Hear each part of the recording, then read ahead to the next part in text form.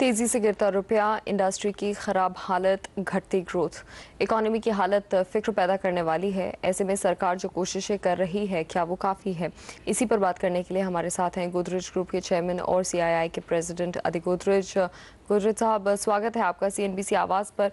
रुपया जिस तेजी से गिरा है, उससे इकोनॉमी और इंडस्ट्री की चिंता काफ़ी बढ़ गई है। आप इस गिरावट का क्या असर देखते हैं? रुपये की गिरावट से शायद इन्फ्लेशन बढ़ेगा और मैं आशा रखता हूं कि रिजर्व बैंक ये रुपये की गिरावट में रुकावट लाएगी, क्योंकि ये बहुत इम्पोर्टेंट है इंडिया का परसेप्शन के लिए। रुपया रियलिटी से, जो रियलिटी है उससे ज़्यादा गिर गया है, पता नहीं परसेप्शन के कारण कि क्या कारण। मैं समझता हूं कि ये 54 रुपीज़ टू अ डॉलर बहुत एक्सट्रीम डिप्रिसिएशन हो गया है रुपया का। तो मैं आशा रखता हूं कि रिजर्व बैंक इसको करेक्ट करेगी मेजर्स लेके। जी, गुरजीत साहब, इकोनॉमी जिस मुकाम पर पहुंच गई है, उसके बाद सरकार से उम्मीद की जाती है कि उन्हें कुछ बड़े फैसले लेने चाहिए, लेकिन अभी तक ऐसा होता हुआ दिखाई नहीं दे रहा। आपको क्या लगता है, सरकार को क्या करना चाहिए? नहीं, मुझे आशा है कि एक बार पार्लियामेंट सेशन पूरा हो जाएगा तो रिफॉर्म अनाउंसमेंट्स गवर्नमेंट से आएंगे, सब्सिडी कम करने में, एफडीआई खोलने में और कोई और तरह की रिफॉर्म अनाउंसमेंट मैं आशा रखता हूं कि आ जाएंगे आते 2 महीनों में। जी, इन्फ्लेशनरी प्रेशर्स अभी भी बने हुए हैं, अभी भी तो आप उम्मीद करते हैं कि रिजर्व बैंक इसके आगे जाते हुए ब्याज दरों में कोई कटौती करेगा?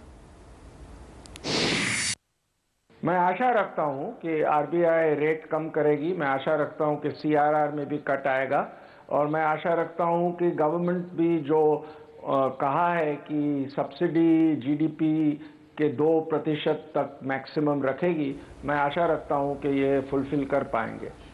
धन्यवाद हमसे बात करने के लिए।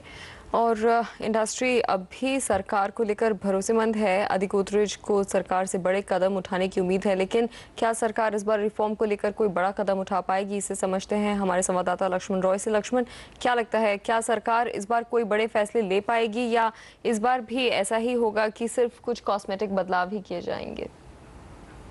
जी, अभी तक जो सरकार की तरफ से संकेत मिल रहे हैं और जो जिस तरह से अंतर्राष्ट्रीय घरेलू दबाव वित्तीय आर्थिक मोर्चे पर देखने को मिल रहा है, ऐसा लग रहा है कि सरकार अब ढिलमुल रवैया जो है अपना छोड़ देगी और कुछ कड़े फैसले लेगी। जैसा कि वित्त मंत्री ने साफ तौर से कहा कि बजट सत्र के तुरंत बाद जो है वो कुछ न कुछ सरकारी खर्चे में कटौती के लिए प्रस्ताव का ऐलान करेंगे, कदमों का ऐलान करेंगे, जिस पर वित्त मंत्रालय अपना काम कर रहा है। हमें जो सूत्रों से जानकारी मिली है उसके मुताबिक इस बार जो सरकार अपने खर्चे में कटौती करने के लिए जो कदम उठाएंगे वो कदम काफ़ी ज़्यादा कड़ा कदम होगा। आमतौर पर ऐसा देखने को मिला है कि सरकारी खर्चे में कटौती करने के लिए जो भी कदम उठाए जाते हैं वो काफ़ी सतही होते हैं या फिर उसका असर नाम मात्र का होता है। मसलन कोई किसी 5 स्टार होटल में सरकारी कार्यक्रम नहीं होगा, किसी भी सरकारी अधिकारी के लिए बिजनेस क्लास में ट्रैवल करने पर मनाही, इस तरह कदम उठाए जाते हैं जिससे मुश्किल से 2 करोड़, 5 करोड़, 10 करोड़ रुपए तक की बचत होती है। लेकिन इस बार जो सरकारी खर्चे में कटौती करने के लिए कदम उठाया जाना संभावित है वो काफ़ी कड़ा होगा, उसका व्यापक असर देखने को मिलेगा। इस प्रस्ताव को अभी अंतिम रूप दिया जा रहा है। हमारे वित्त मंत्रालय के सूत्रों से बात हुई, उनका साफ तौर से कहना है कि इस बार वो कॉस्मेटिक चेंज वाली जो बात है वो नहीं होगी। इस बार कई अहम फैसले लिए जाएंगे और जिसका चौतरफा असर देखने को मिलेगा। हो सकता है कुछ सेक्टर से इसकी आलोचनाएं भी हों, लेकिन सरकार इस बार बहुत ज़्यादा अब संकोच नहीं करेगी। और इसमें खास तौर से पहला मुद्दा होगा सब्सिडी में कटौती को लेकर के, जिसमें बजट सत्र के तुरंत बाद हम देख सकते हैं कि पेट्रोल के दाम बढ़ाने के फैसले लिए जा सकते हैं और साथ ही साथ डीजल, एलपीजी पे सब्सिडी में कटौती की जा सकती है। इसके अलावा जो भी सरकार कल्याणकारी योजनाओं में खर्च करते हैं उसमें कुछ न कुछ कटौती देखने को मिलेगी। और तीसरी जो सबसे बड़ी चिंता है सब्सिडी की लीकेज की, उसे रोकने के भी कई ठोस कदम उठाए जाएंगे। तो इस तरह से मान सकते हैं कि बजट सत्र के बाद कई अहम कड़े फैसले हम देख सकते हैं वित्त मंत्रालय की तरफ से, सरकार की तरफ से। हाँ, लक्ष्मण, आप कह रहे हैं कि सरकार बड़े फैसले लेगी इस बार, लेकिन ये बताइए कि इनको अमल में लाना कितना चुनौतीपूर्ण होगा? बिल्कुल, ये काफ़ी अहम सवाल था और मैं यही जानने की कोशिश की वित्त मंत्रालय के अधिकारियों से और खासतौर से राजनीतिक हलकों के राजनेताओं से बातचीत करने की कोशिश की। तो ये समझ में आया कि अब जाकर के सरकार इस दबाव को काफ़ी हद तक टालना चाहती है और बीच का रास्ता एक अपनाना चाहती है।